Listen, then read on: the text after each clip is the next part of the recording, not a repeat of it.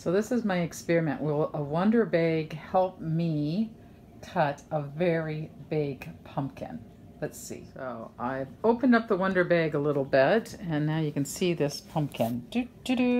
It's huge. My friend Mary grew it in the community garden, but it's really hard to cut. So what I do with pumpkins this big is I'll put them in the oven for a little bit, but I don't want it to get all brown. So after I put it in the oven for about 15 minutes, I put it in this bag for about an hour. So now I can see if I can cut my pumpkin.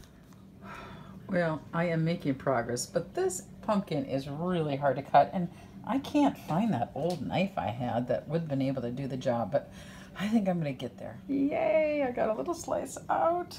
All right, I've made progress cutting the pumpkin. I have the pumpkin seeds, but I'm tired of cutting this thing, even doing it with that, so I've got a different idea. Back in the oven you go.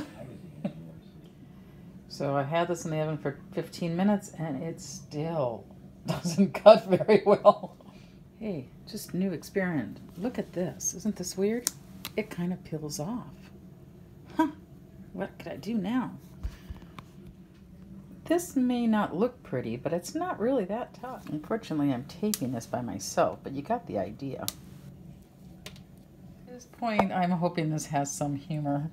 Okay, so I got 2 pumpkin pieces in the crock pot, but the pumpkin is still really hard to cut. I can peel it, but it still takes a lot of time, so I'm going to throw it back in the oven. So as common with my cooking style, I've adjusted the plan a little bit. Here's our trusty crock pot. This is from the 70s, and it's 2018, so this has been around for a long time, so pardon it's not too clean. Inside's nice and clean. I have a good maybe 2 cups of that squash that my friend Mary grew at the community garden. I've got the red lentils, which I buy from the co-op and buy in bulk. I've got some spices, cinnamon. I also buy from the co-op in bulk and then reuse our containers. I'm going to put a little bit of this stuff in, a little bit of cloves, and I got some basic vegan broth.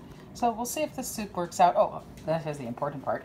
Onions and fresh ginger and garlic. So I'm just going to toss all these ingredients in that crock pot and then wait 8 hours. Oh, the pumpkin's still in the oven. Oh, you want to come and see what the pumpkin's looking like? There it is. It's still cooking away. So hopefully, ooh, I guess that's what happens when you put a pumpkin, lentil stew, enough for the pumpkin puree going there, but guess what? Still lots and lots of pumpkin. So I'm just exhausted. Got 2 meals ready, and I will also make this pumpkin puree because I hate food waste, but I have got to learn how to do this better. Maybe get a better knife. So from that 1 pumpkin, I got 6 pints of pumpkin puree for my freezer, and that I can make pumpkin bread or pumpkin cookies or even pumpkin pie. This is what's left over the crock pot soup, which turned out fantastic.